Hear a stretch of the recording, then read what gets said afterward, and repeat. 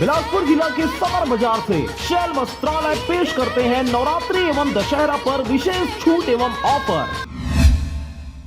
खबर है बिलासपुर जिले का, जहां पर संभागायुक्त अलंग ने पीडब्ल्यूडी कार्यालय का किया औचक निरीक्षण। देखिए पूरी रिपोर्ट। खबर के अनुसार संभागायुक्त डॉक्टर संजय अलंग ने पीडब्ल्यूडी क्रमांक 1 भवन एवं सड़क कार्यालय का औचक निरीक्षण किया। संभागायुक्त डॉक्टर संजय अलंग लोक निर्माण विभाग के कार्यालय में अचानक पहुंचे।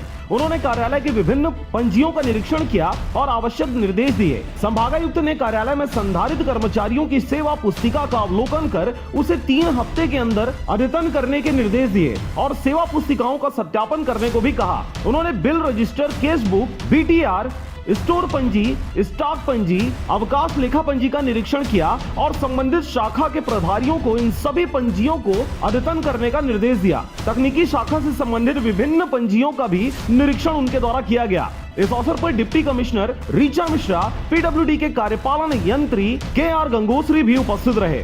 बिलासपुर से मनहर बंजारे की रिपोर्ट, RJ रमझाझर। बिलासपुर जिला के समर बाजार से शैल वस्त्रालय पेश करते हैं नवरात्रि एवं दशहरा पर विशेष छूट एवं ऑफर।